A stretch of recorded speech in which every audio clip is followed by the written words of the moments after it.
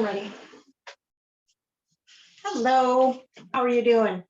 I am going to be showing you how to do a few different styles on your daughter's hair. Some of your daughters will have long hair, some will have shorter hair, so I'm going to work on both mannequins for you today. The first one I'm going to do on this lady. Let me see, what's her name? Oh, she doesn't have a name, so I'll call her Stephanie. The first one I'm going to do on her is called a French braid. And if I may recommend, some of you will not know how to do braids at all. Some of you will, okay? Sit your daughter down in front of you as you watch a Disney movie with her. And, sorry, I'm just moving Stephanie over here. And play with her hair. Tell her to brush her hair, or you brush it. And the best brush, like best brushes, wet brush. The wet brush rules, okay? So how are you going to do this when you're doing a French braid, okay? There's two different types. There's an inverted braid where the bulk of the braid sits inside the hair. And there's, where's that the other way around? Inverted? I don't know. The other one is where the braid sits on top, okay? So I'm just going to do the one where the braid sits underneath for now. Later on, I'll maybe do a video on having the braid on top for y'all. So we're going to take a section at the top, big or small, depends on the thickness of the person's hair, how you want to start it, where you want it to start, how long you want it to stay in. She's just doing a daytime quick braid, okay? So we're going to split it into 3 sections. Now a braid, you cross over on the outside, cross over on the outside, cross over one more time, and this is a French braid. I'm adding hair to my braid as I go. I'm just going to use my fingers to comb it because we're not doing a high fashion braid. We're just doing a quick braid right now, okay? So I'm going to pull it tight, cross it over again, pull from this side. And in case you're wondering, there's little bits here that have been cut that was like a former foster son that decided to give Stephanie a haircut. He didn't know what he was doing, so it's not so great. But anyways, so you're just going to keep going down the back. You can get her to tilt her head forward. A lot of times with younger people, I have gotten used to following them around on the chair. So as you can see, I keep going. And I'm holding these fingers tight to the scalp, okay? That will take some practice. Same with tightening it as you go. Like you're gonna look at this braid and think, well, that looks great, but I can't do that. This took many years of practice, okay? I used to get my baby sister to sit down in front of me while we watched shows. We didn't have access to movies back then. I won't tell you how old I am, but I used to have her sit down in front of me while we watched Sesame Street and stuff like that. And I would play with her hair and I would make braids. And this is even before I got into cosmetology. I was just fascinated with playing with hair. So as you can see, it's all coming together. And like I say, each time you just want to tighten it a little bit. You don't want to do it so tight that it cuts off their circulation. I mean, I've seen people who do that to people, and I don't think it's a good idea, but I don't know. Some people want the braids to last for a long time, so that's why they get it done that way. I don't care for it myself. I'd rather do it looser so it doesn't give a headache and do it more often. But that's, you know, a lot of people pray to have their children's hair braided and they want it super tight so that it stays in for longer than a day. So the other cool thing about doing a braid, now, sometimes I like to mist it with water. Like this is a mannequin's hair and this is not real human hair. This is synthetic hair. So it tends to be slipperier and doesn't get as knotty.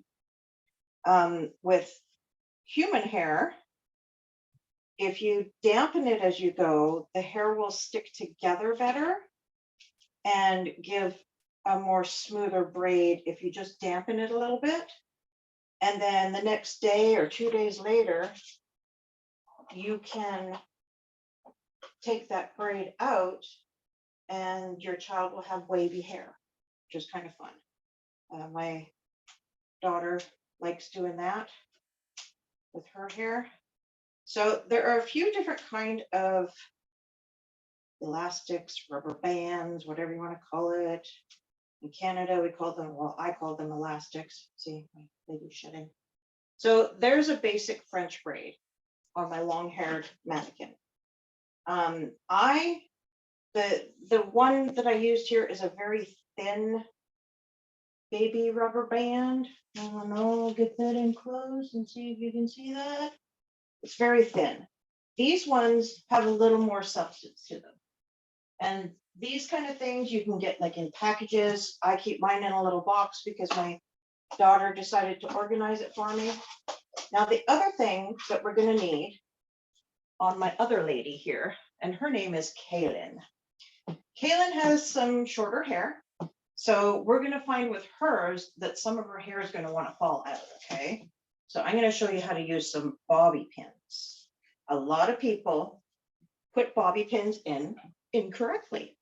And you know, quite honestly, I've been doing hair for like more than half of my life. And I used to put them in incorrectly as well. So I'm taking my top section, like I did with Stephanie here, pulling it out, combing it, well, brushing it. And I'm going to do my 3 sections again. And I'm going to cross over top. And then as I do my 3rd cross, I'm going to add hair to it. I have seen some people make a braid that goes down to, you know, a nice tight braid that goes down further, and then they start the French braid. You can do that. Once you figure this out, you can experiment with all sorts of things like that. So let's see here. Let's see how quickly I can get this done. So I can show you how to use bobby pins on hairs that are falling out or not cooperating. There's lots of different tools and tricks and tips and stuff like that that I would love to show you all. And I tend to do that with a lot of my customers when they come in. I tell them different ways that they can style their hair, different tools they can use to make it do that.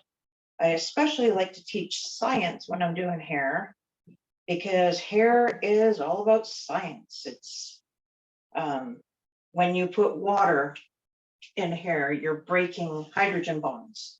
When you're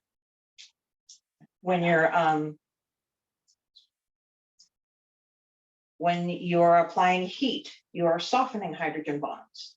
And these things are what affect the curl in our hair. So now I'm starting to get to the shorter parts. We're going to have bits that are going to want to fall out down here. She's got a big part there. Oh, maybe it'll reach. Okay, here she is. There's her braid so far. I like having her on this thing so I can turn her around like that. It's kind of fun.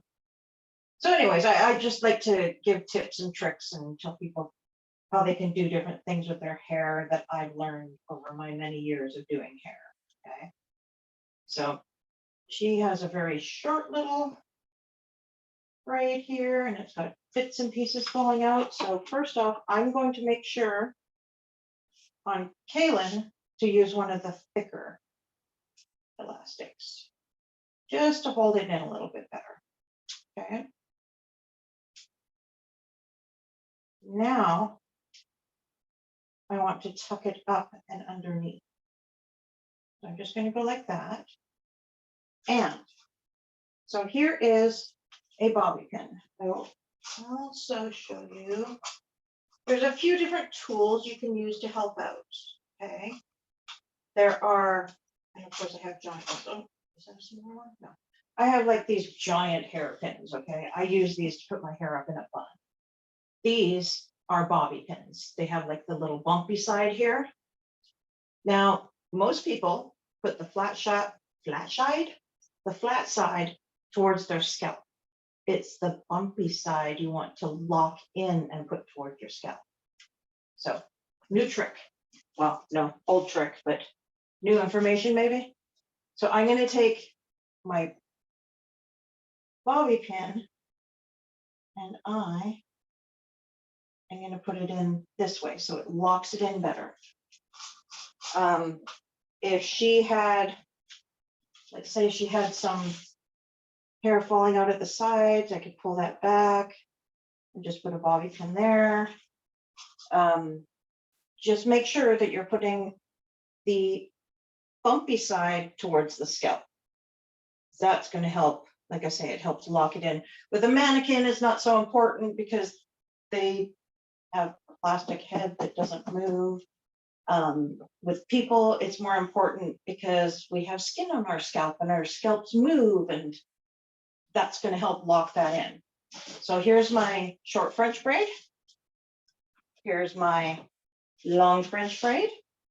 And I will include a PDF with this so that you can refer to that when you're sitting down in front of the TV with your kids and playing with hair. So I hope this has helped you, and I hope you come back for more because I'll be teaching more. I think next time I'm going to teach a fishtail braid. That's a very popular one. Thank you. Bye. Press the stop on. Okay, I did. There we go. She's in mom. Just a minute. I'm gonna try and see And- if it's email feed.